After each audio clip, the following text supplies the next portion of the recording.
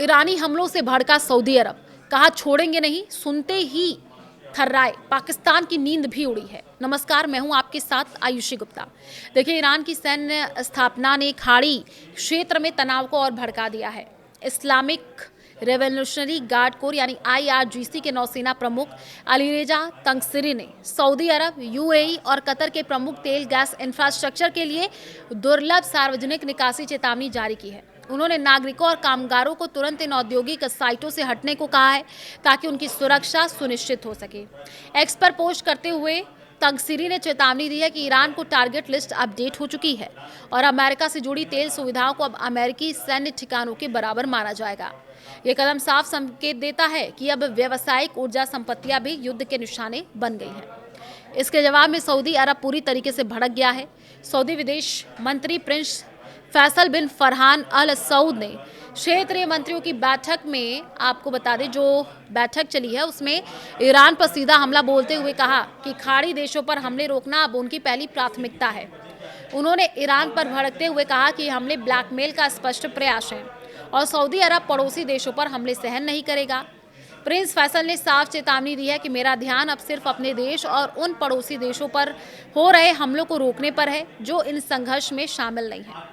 Saudi ने किया वो ऐलान, जी हाँ, हम नहीं टूटेंगे, ईरान पर पड़ेगा भारी। उन्होंने कहा कि सऊदी अरब रणनीतिक, आर्थिक, कूटनीतिक हर माध्यम का इस्तेमाल करेगा, लेकिन अगर जरूरत पड़ेगी तो सैन्य कार्रवाई का अधिकार भी सुरक्षित रखता है।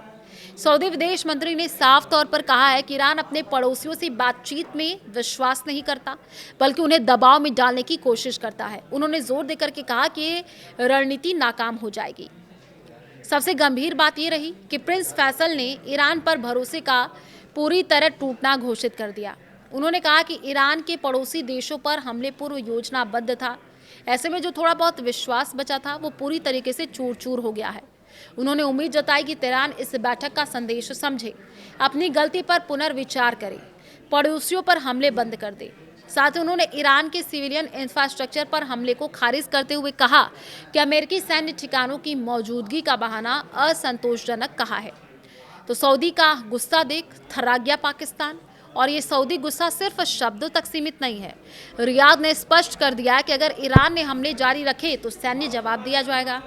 इस स्थिति ने पूरे क्षेत्र को हिला करके रख दिया है। लेकिन सबसे ज्यादा चिंता पाकिस्तान में फैली हुई है। इसकी वजह यह है कि पाकिस्तान का सऊदी अरब के साथ लंबे समय से मजबूत सैन्य पैक्ट रहा है।